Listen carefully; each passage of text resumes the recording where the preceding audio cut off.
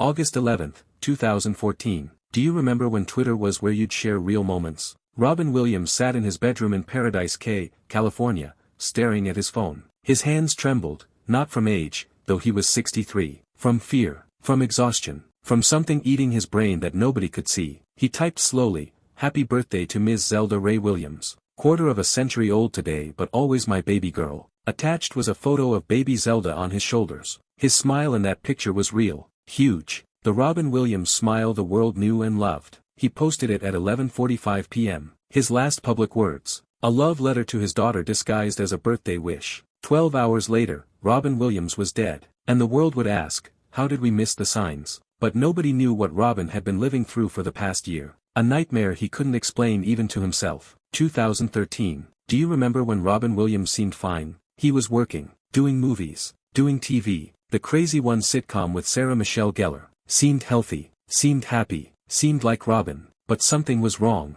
Robin knew it first. Small things, forgetting lines he'd memorized, anxiety that wouldn't quit, paranoia about things that made no sense, tremors in his left hand. "I'm losing my mind," he told his wife Susan Schneider. They'd been married 3 years. She was his third wife, his last chance at happiness. "You're just stressed. The show is demanding. You're not sleeping well." "No, it's more than that. Something's broken inside my head." They went to doctors, neurologists, psychiatrists. The tests came back, Parkinson's disease, early stage, manageable, unfortunate but not catastrophic. Robin started medication, but the symptoms got worse, not better. The anxiety became panic, the paranoia became terror. He'd see things that weren't there, shadows, people, threats. "This isn't Parkinson's," he told Susan. "Parkinson's doesn't make you crazy, but the doctors said that's what it was. Keep taking the medication, give it time. It'll stabilize." It never did. What nobody knew, what wouldn't be discovered until the autopsy,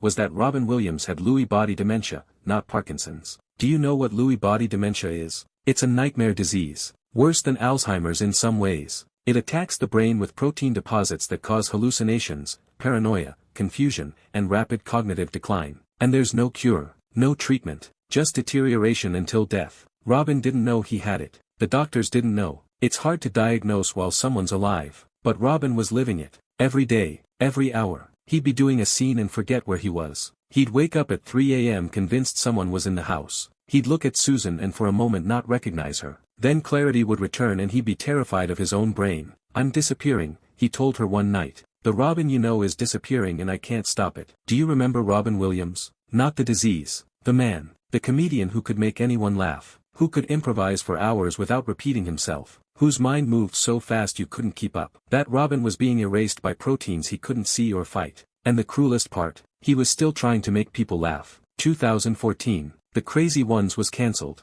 Robin took it hard. "I'm not funny anymore. I can't remember lines. I'm slowing everyone down." "That's not why it was cancelled," Susan insisted. "Shows get cancelled all the time." But Robin believed he was failing, that his gift was dying, that the thing that made him Robin Williams, the lightning-fast mind, the endless creativity, was shutting down. He checked himself into rehab, not for relapse, he'd been sober for years after decades of battling addiction, but for maintenance, for support, for somewhere to go when his brain felt like it was betraying him. Do you remember when celebrities going to rehab was scandalous? By 2014, it was almost normalized. Robin went quietly, came back after a few weeks, seemed okay. He wasn't okay. He was terrified, because even in rehab, surrounded by support, the symptoms didn't stop. The hallucinations, the confusion, the sense that reality was slipping away. "What if I end up like my mother?" he asked Susan. His mother had dementia in her final years. He'd watched her disappear, watched the woman who raised him become a stranger, and now he was living it. But here's what broke him, he couldn't tell anyone the full truth. July 2014, 1 month before his death, Robin was at home more, not taking new projects, spending time with his kids,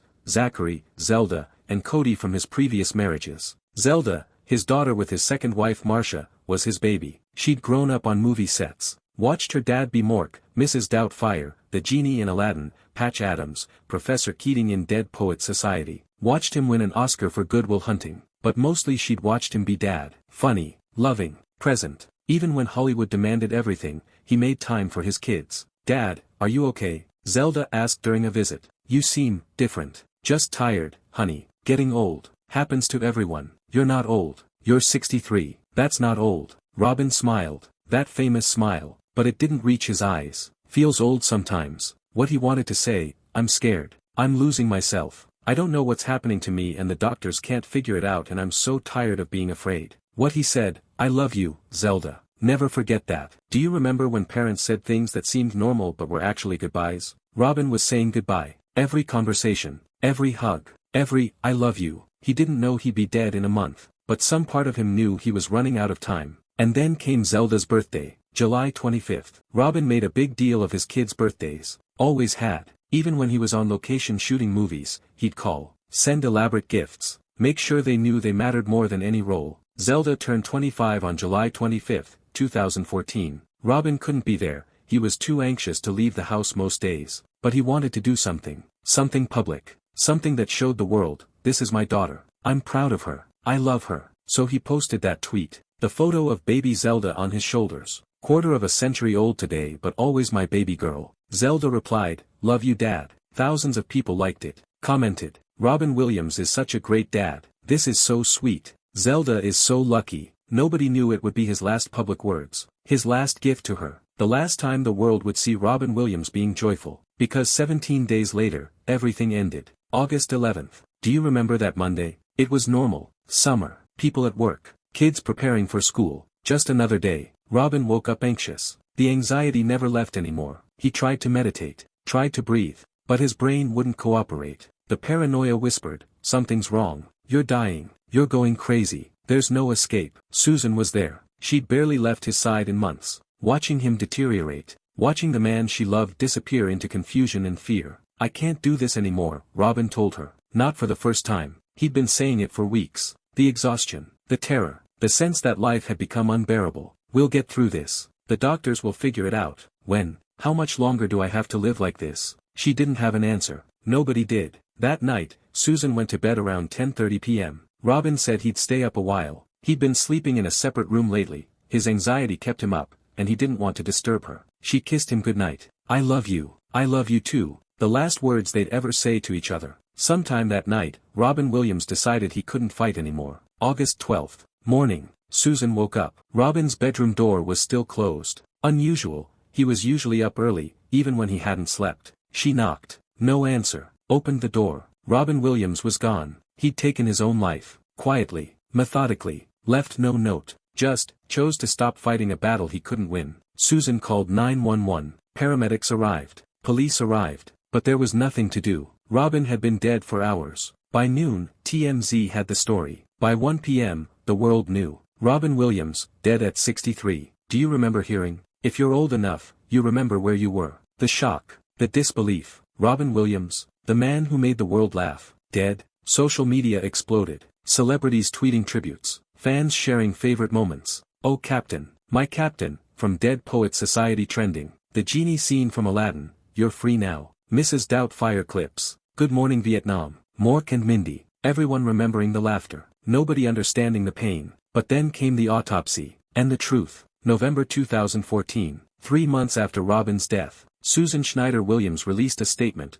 Robin didn't have Parkinson's disease. He had Lewy Body Dementia. Diffuse. Severe. One of the worst cases doctors had ever seen. The autopsy showed his brain was riddled with Lewy bodies, the protein deposits that cause hallucinations, paranoia, cognitive decline. He'd been living with a terminal brain disease that nobody diagnosed. A disease with no cure, no hope, only inevitable deterioration. Susan wrote, Robin was losing his mind and he was aware of it. Can you imagine the pain he felt as he experienced himself disintegrating? Do you understand what that means? Robin Williams, one of the quickest, brightest, most brilliant minds in comedy, was watching his own brain destroy itself. And he was fully aware. Trapped inside a nightmare he couldn't escape and couldn't explain. The depression everyone talked about. A symptom. The anxiety. A symptom. The paranoia. The hallucinations. The confusion. All symptoms of a disease eating his brain alive. He didn't kill himself because he was sad. He killed himself because his brain was being destroyed and he knew it and there was no way to stop it. That truth changed everything. After the Lewy body diagnosis was revealed, the conversation shifted. From, why didn't he get help, to, oh my God, he was fighting something unwinnable. Neurologists said if Robin had lived another year, he would have been completely incapacitated. Unable to speak. Unable to recognize his family. Unable to be Robin Williams at all. In a way, his death was the last autonomous decision he'd ever make. The last moment of control before the disease took everything. Susan said, "I've spent this last year trying to find out what killed Robin. To understand what we were fighting. To prevent other families from going through this hell." She became an advocate. For Lewy body dementia awareness. For better diagnostic tools. For research funding. For families watching loved ones disappear the way she'd watched Robin disappear. Do you know how many people have Lewy body dementia? Over 1 million in the US alone. Most don't know that's what they have. They think it's Parkinson's or Alzheimer's or just getting old. And they suffer. And their families suffer. And there's no cure. Robin's death brought attention, funding, research. His final gift to the world wasn't a movie or a joke. It was awareness of a disease nobody talked about. But here's what still breaks hearts. His last public act was celebrating his daughter. Zelda Williams took her father's death hard. She left social media for years. Trolls had harassed her, blamed her, said horrible things. She couldn't grieve publicly. But years later, she spoke about that last tweet. That birthday message from her dad. He was in so much pain. But he still took time to tell the world he loved me. That's who my dad was. Even when he was suffering, he made sure we knew we mattered. Do you remember Robin Williams? Not the disease. Not the tragedy. The man. The comedian who started on stage in 1970s San Francisco comedy clubs. Who became Mork from Ork and made America fall in love with him. Who transitioned to movies and became one of the most versatile actors of his generation. Comedy, drama, animation, everything. Who won an Oscar for Good Will Hunting and used his speech to thank his wife and kids first, Hollywood second. Who did USO tours to entertain troops. Who visited sick kids in hospitals dressed as Mrs. Doubtfire or Patch Adams. Who raised millions for charity. Who made everyone around him laugh even when he was dying inside. That Robin Williams. The one who gave everything to everyone and saved nothing for himself. The one who made the world brighter while his own world grew darker. And his echo, it never stopped. 10 years after Robin's death, comedians still talk about him. Not as a cautionary tale, as an inspiration. As proof that you can be brilliant and broken at the same time. Mental health awareness has grown. Lewy body dementia research has advanced. Families know the signs now. Doctors diagnose it better. And Zelda, she's an actress, a director, carrying on her father's creative legacy. She says, "My dad taught me that life is about making people feel less alone. That's what art does. That's what love does. That's what he did every day of his life." That tweet, quarter of a century old today but always my baby girl, lives forever on the internet. Robin's last public words. A father's love. A final act of light before the darkness. Do you remember the day Robin Williams died? The shock,